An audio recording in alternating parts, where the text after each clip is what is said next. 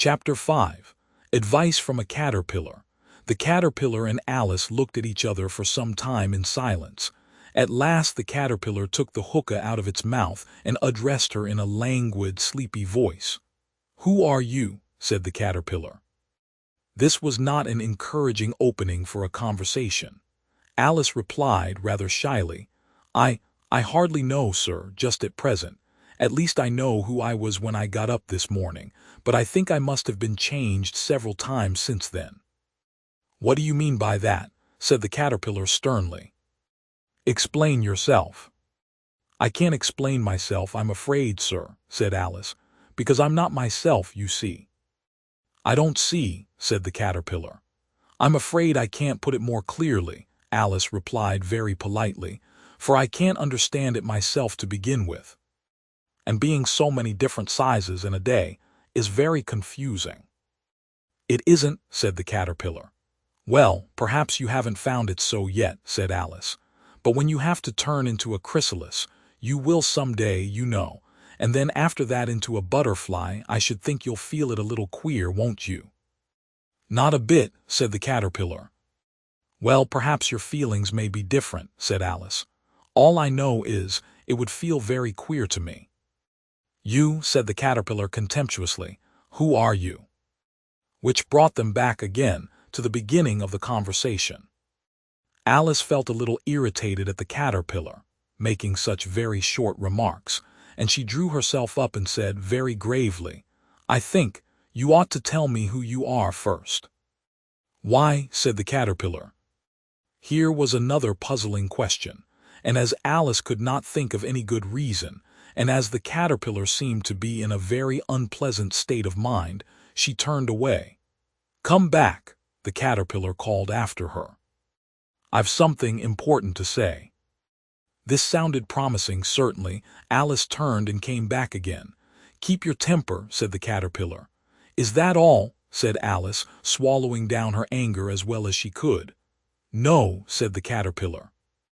Alice thought she might as well wait, as she had nothing else to do, and perhaps after all it might tell her something worth hearing. For some minutes it puffed away without speaking, but at last it unfolded its arms, took the hookah out of its mouth again, and said, "So you think you're changed, do you?" "I'm afraid I am, sir," said Alice. "I can't remember things as I used, and I don't keep the same size for 10 minutes together." "Can't remember what things?" said the caterpillar. "Well, I've tried to say, how doth the little busy bee, but it all came different," Alice replied in a very melancholy voice. "Repeat, 'You are old, Father William,'" said the caterpillar. Alice folded her hands and began. "You are old, Father William," the young man said, "and your hair has become very white. And yet you incessantly stand on your head. Do you think at your age it is right?" "In my youth," Father William replied to his son, "I feared it might injure the brain. But now that I'm perfectly sure I have none, why, I do it again and again." "You are old," said the youth, "as I mentioned before, and have grown most uncommonly fat. Yet you turned a back somersault in at the door. Pray, what is the reason of that?" "In my youth," said the sage, as he shook his gray locks, "I kept all my limbs very supple, by the use of this ointment, 1 shilling the box. Allow me to sell you a couple." "You are old," said the youth, "and your jaws are too weak for anything tougher than suet. Yet you finished the goose, with the bones and the beak. Pray, how did you manage to do it?" "In my youth," said his father, "I took to the law, and argued each case with my wife. And the muscular strength, which it gave to my jaw, has lasted the rest of my life." "You are old," said the youth. "One would hardly suppose that your eye was as steady as ever. Yet you balanced an eel on the end of your nose. What made you so awfully clever?" "I have answered 3 questions, and that is enough," said his father. "Don't give yourself airs. Do you think I can listen all day to such stuff? Be off, or I'll kick you downstairs." "That is not said right," said the caterpillar. "Not quite right, I'm afraid," said Alice timidly, Some of the words have got altered. It is wrong from beginning to end, said the caterpillar decidedly, and there was silence for some minutes. The caterpillar was the first to speak. What size do you want to be? It asked. Oh, I'm not particular as to size, Alice hastily replied. Only one doesn't like changing so often, you know. I don't know, said the caterpillar. Alice said nothing. She had never been so much contradicted in her life before, and she felt that she was losing her temper. Are you content now? Said the caterpillar. Well, I should like to be a little larger, sir, if you wouldn't mind, said Alice. 3 inches is such a wretched height to be. It is a very good height indeed, said the caterpillar angrily, rearing itself upright as it spoke. It was exactly 3 inches high. But I'm not used to it, pleaded poor Alice in a piteous tone, and she thought of herself, I wish the creatures wouldn't be so easily offended. You'll get used to it in time, said the caterpillar. And it put the hookah into its mouth and began smoking again. This time Alice waited patiently until it chose to speak again. In a minute or two the caterpillar took the hookah out of its mouth and yawned once or twice and shook itself. Then it got down off the mushroom and crawled away in the grass, merely remarking as it went, one side will make you grow taller, and the other side will make you grow shorter. One side of what? The other side of what? Thought Alice to herself. Of the mushroom, said the caterpillar, just as if she had asked it aloud, and in another moment it was out of sight. Alice remained looking thoughtfully at the mushroom for a minute, trying to make out which were the 2 sides of it. And as it was perfectly round, she found this a very difficult question. However, at last she stretched her arms round it as far as they would go, and broke off a bit of the edge with each hand. And now which is which, she said to herself, and nibbled a little of the right hand bit to try the effect. The next moment she felt a violent blow underneath her chin. It had struck her foot. She was a good deal frightened by this very sudden change, but she felt that there was no time to be lost, as she was shrinking rapidly, so she set to work at once to eat some of the other bit. Her chin was pressed so closely against her foot that there was hardly room to open her mouth, but she did it at last, and managed to swallow a morsel of the left-hand bit. Come, my head's free at last, said Alice in a tone of delight, which changed into alarm in another moment, when she found that her shoulders were nowhere to be found. All she could see, when she looked down, was an immense length of neck, which seemed to rise like a stalk out of a sea of green leaves that lay far below her. What can all that green stuff be? Said Alice. And where have my shoulders got to?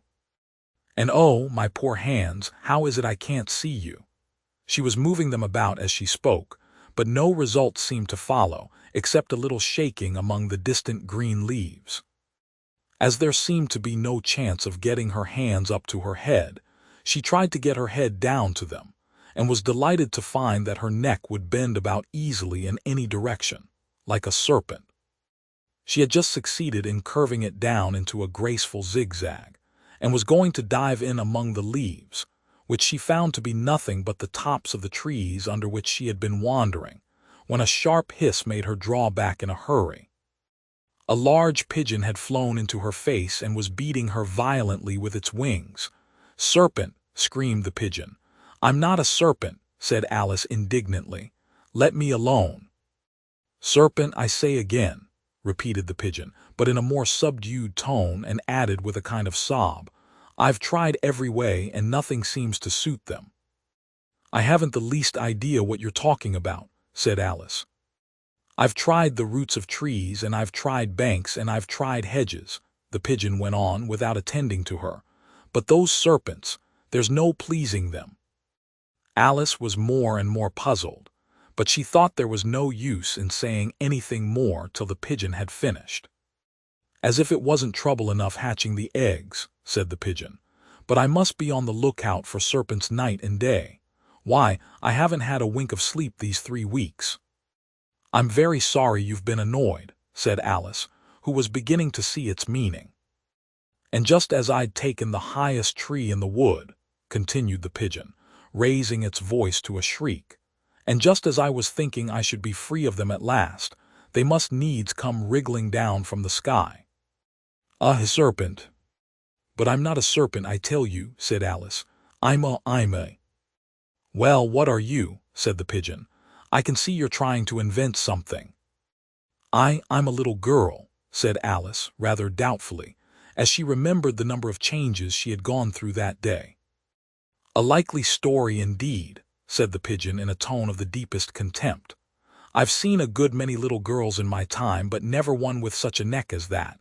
No, no, you're a serpent, and there's no use denying it.